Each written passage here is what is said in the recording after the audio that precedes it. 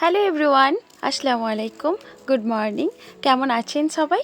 আশা করছি তোমরা সকলে ভালো আছেন, সুস্থ আছেন, আর আমরাও বেশ ভালোই আছি। আজকে আমার আরও একটা নতুন ব্লগে আপনাদের অনেক স্বাগতম জানাই। আজ দিনটা হচ্ছে বুধবার, আর ঘড়িতে বাজে 6:45। সকাল কয়েকটা দিনই ধরে সকাল সকালে ঘুম থেকে ওঠা হচ্ছে। কেন জানেন তো? বাবুটা তো 6টা থেকে পড়তে যায়, তাই জলদি ঘুম থেকে ওঠা হচ্ছে। আর এই যে ভাবলাম সকাল যেহেতু উঠেই পড়েছি, রান্নাটাও বসিয়ে নিই। এই বাসি ঘরগুলো একটু মুছামুছি করে নিলাম, তারপর রান্নাটা বসিয়ে বাকিগুলো মুছে নেব। তাই রান্নাটা কমপ্লিট করে নিতে পারলেই বাঁচি, সেই জন্য আমি একটু জলদি বসিয়ে দিলাম। আজকে যেহেতু অনেকগুলো পার্সেল আছে করতে হবে এই ভেবেই। এই যে গ্যাসটা মোছা আমার কমপ্লিট হয়েই গেল। তারপরে বসিয়ে দেবো হাঁড়ির মধ্যে জল নিয়ে। জলটা একটু ফুটতে থাকবে, তারপর আমি চালটা দেব। মাকে সবসময় দেখতাম হাঁড়িতে জল দিয়ে আগে ফুটিয়ে নিত, তারপর চাল ধুয়ে কিছু মিনিট পর দিত। তাতে নাকি ভাত নাকি একটু শুটি শুটি থাকে, বেশ ভালো থাকে। আর আমরাও তাই হয়েছি জানেন তো, মা কাকিমার থেকে এটাই শেখা। আগে জলটা ফুটিয়ে নেই, তারপর ফুটে গেলে তারপর মাকে দেখতাম চালগুলো ধুয়ে দিতে। আর তাই আমরাও কিন্তু শ্বশুরবাড়িতে এসে তাই করছি। জানেন তো, বেশ ভালো থাকে ভাতটা, বেশ শুটি শুটি লাগে। তবে আগে চালটা দিয়ে নিলে হাতে লাগে। তো এইভাবেই মাকে, শাশুমাকে, তারপর হচ্ছে আমার কাকিমাকে দেখতাম এইভাবে করতে, তাই আমরাও শিখেছি আমাদের মধ্যে। আর এইগুলো তো আমরা মা কাকিমার থেকেই শিখবো। আর এই যে চাল ধোয়া যে জলটা আমি বালতির মধ্যে তুলে রাখলাম, এগুলো সব কিন্তু আমার ফুল গাছের মধ্যেই দেবো। চাল ধোয়া জল যে কি যে উপকার আমি বলে বোঝাতে পারবো না। আমি যতগুলো গাছে দিই দেখি সেই গাছের মধ্যে ভালোই ফুল ফুটে জানেন তো। তবে এরকম ঘরোয়া ঘরোয়া ছোটো ছোটো করে টিপস কেনই বা কাজে লাগাবো না, তাই না? ভালোই তো দেখছি, বেশ সুন্দর একটা মাটির জন্য উপকার, গাছের জন্য উপকার। তবে সবসময় সার দিয়ে তো আর গাছকে ফুলে ফেপে রাখা ভালো না।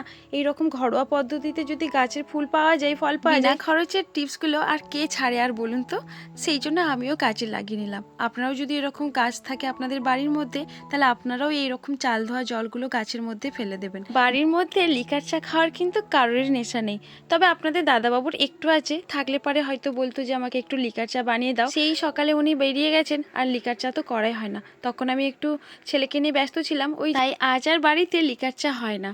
তবে কি জানেন তো, বাড়িতে শখের মধ্যে লিকার চাটা হয়। চায়ের নেশাটা আমাদের কারোর যদি না থাকার জন্য, ছেলেটা এমনই হয়েছে, টিউশনে যখন যাবে ওকে কিছুতেই খাওয়ানো যায় না। আর জানেন তো, ওর ইচ্ছে যেন না খেয়ে টিউশনে পড়তে যায়। আমি মা হয়ে কি করে পারি বলুন তো? সকালবেলা যদি না খেয়ে সেই 9টা পর্যন্ত থাকবে, এমনিতেই পিত্তি চড়ে যাবে, পড়ায় মন লাগবে না। তাই জোর করে আমি 2টা বিস্কিট আর হচ্ছে জল খাইয়ে দেবো পাঠাই। দেখলাম ও 9টার সময় চলে এসেছে, আর আমি এই সময়টাই কাজ সেরে একটু বাদাম খেতে বসেছি। আর ও একটু এইসব আমলা বাদামগুলো পছন্দ করে, তাই বললাম নে তুই একটু নে আর আমি একটু খেয়ে নিই। আর জানেন তো, এই যে বাদামগুলো শরীরে সকালে খাওয়ার অভ্যাস করুন। আপনাদের শরীরে কত একটা উইকনেস থাকে। আর এই যে আমিও বসে পড়লাম 4 পিস নিয়ে। তবে কি জানেন তো, এটা খাওয়ার পর না শরীরে বেশ এনার্জি পাই।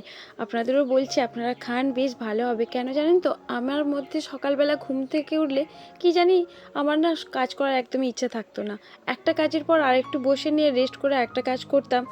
আর যাদের বিশেষ করে থাইরয়েড আছে তাদের জন্য তো একটা খুবই উপকার। চা জল খাবারের বদলে আমরা কিন্তু এই বাদাম আমলা নিয়েই বসি। কখনো খেজুর, কখনো বাদাম, কখনো ছোলা, এইসব নিয়েই খাই। চা বললাম না এর শুরুতেই, আমরা আর চা খাই না। এই যে এদিকে রান্না বান্না কমপ্লিট প্রায় হয়েই গেল। কাকাবাবুকে দিতে এসেছি নিচেতে ভাত। আর বেশ গরম লেগেছে আমার হাতে, তাই বাটিটা ছেড়ে দিলাম। ভেবেছিলাম একটা সুন্দর করে শেপ দেব, কিন্তু আর হলো না। তো হাত দিয়ে একটু শেপ সাপ করে নিলাম। আর আজকে শুধু ছিল তরকারির মধ্যে চিকেন কষা। বললাম না বাড়িতে অনেক কাজ ছিল, তাই আর বেশি কিছু রান্না করলাম না। তবে ছেলের না চিকেন কষা হলে আর কিছু চায় না, তাই শুধু অনলি চিকেন কষা দিয়ে ভাত হবে। তো আমারও ওতে বেশ ভারী মজা লাগে চিকেন কষা। আর সেরকম কিছু তো করতে পারলাম না, সময়ে একটু হাতে কম ছিল। এই যে কাকাবাবুকে দিয়ে ফেললাম ডাইনিং রুমেতে খাবারটা। চলুন এখানে আমার ভিডিওটা এন্ড করছি।